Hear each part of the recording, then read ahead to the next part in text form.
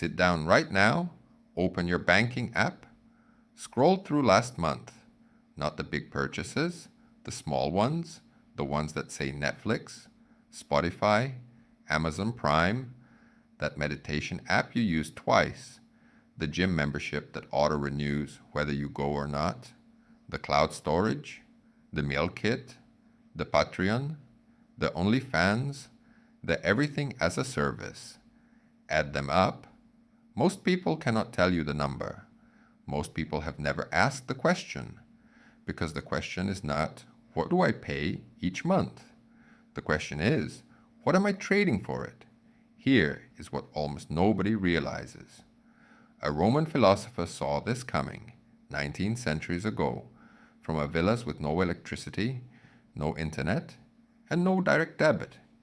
His name was Seneca, and he called your subscription addiction before the first subscription existed. Let me give you the numbers, the real ones. The average consumer in the United States now spends $219 per month on subscriptions.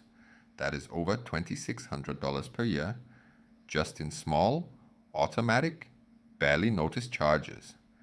And the average person underestimates their subscription spending by around $130 per month. They think they pay half. They pay nearly double. Every single month. For years. This is the subscription economy. And it is not an accident. Companies did not stumble into recurring billing because it was convenient for you.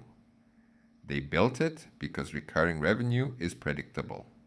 And predictable revenue is worth more to a company than any single sale.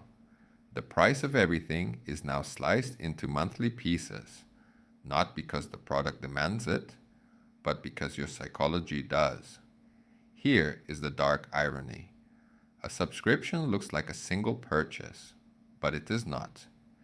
It is a single decision, multiplied by every month you do not cancel it. A $10 subscription is not $10. It is $120 per year, forever. And here's the darker part. If that $10 were invested monthly in a basic index fund for 30 years, at a conservative 7% return, the number is over $12,000 for one subscription, one $10 line item you forgot about. Now count how many you have. This is not about money. This is about behavioral finance, the psychology of automatic consumption. And no one understood it better than a man who died in 65 AD. Lucius Annaeus Seneca was one of the richest men in Rome. He was also one of the most tortured.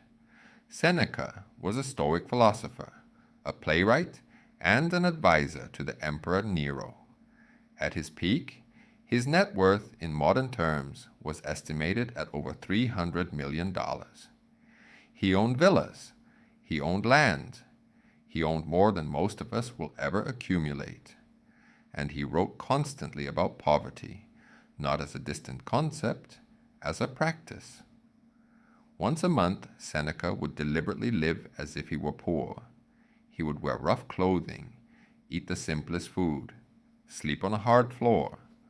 Not because he had to, because he wanted to remember something. Here is the quote he left behind, direct from his letters 2,000 years ago.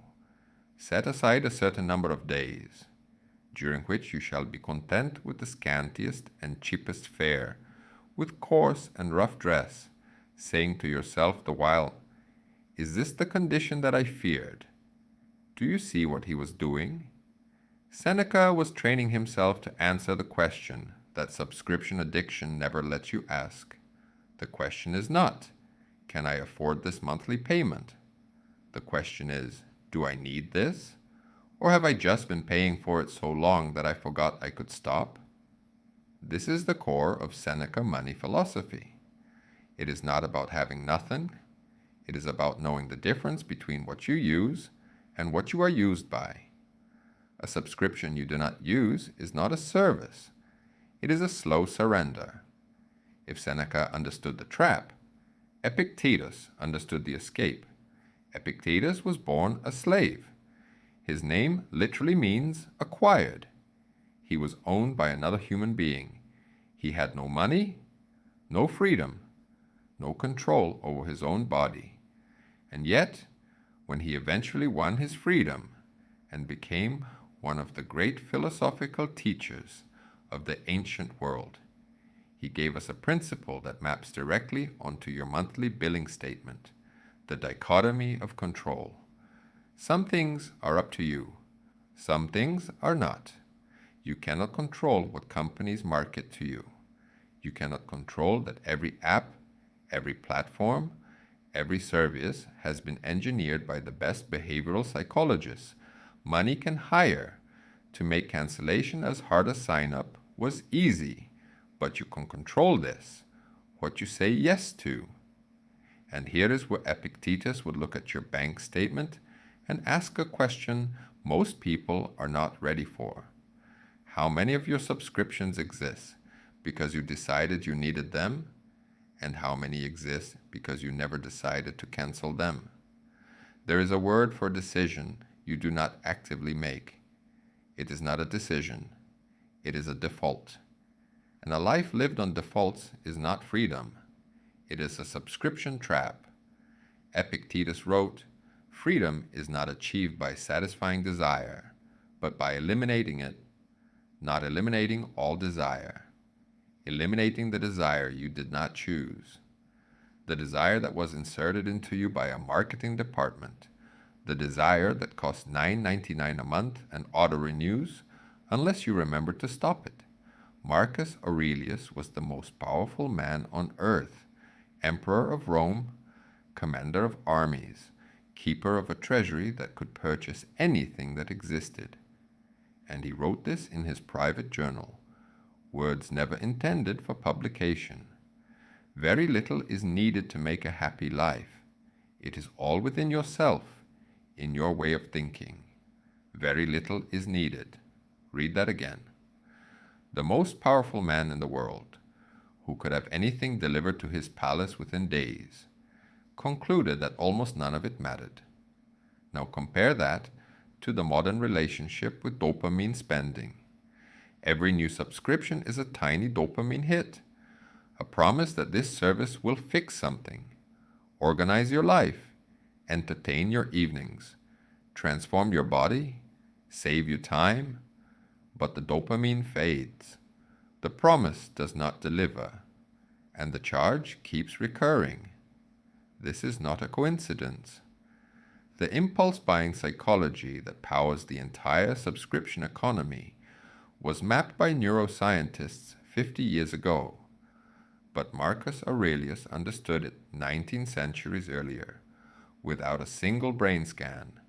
He called it desire, and he practiced saying no to it, not because desire is evil, but because desire that is never questioned becomes a master you did not choose.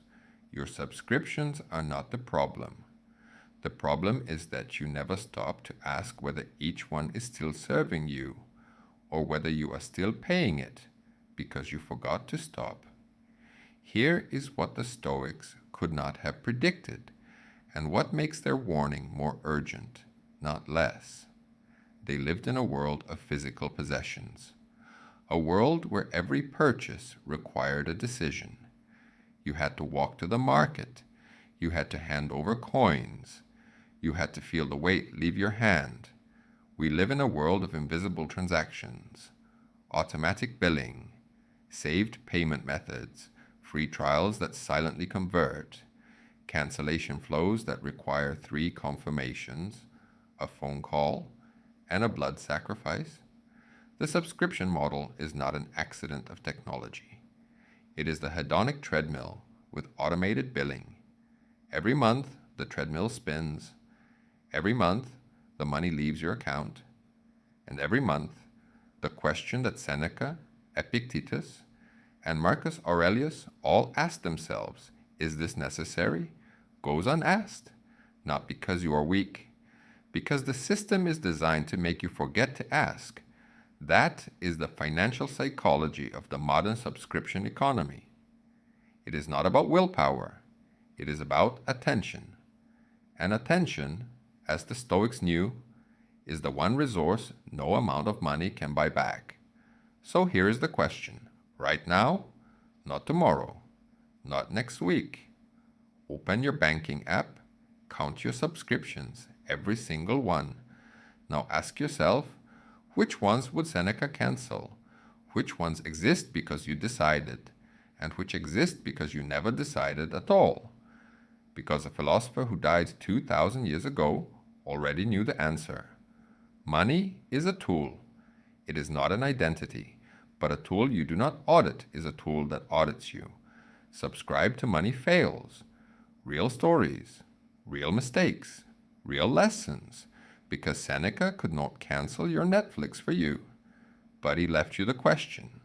All you have to do is ask it. See you in the next one.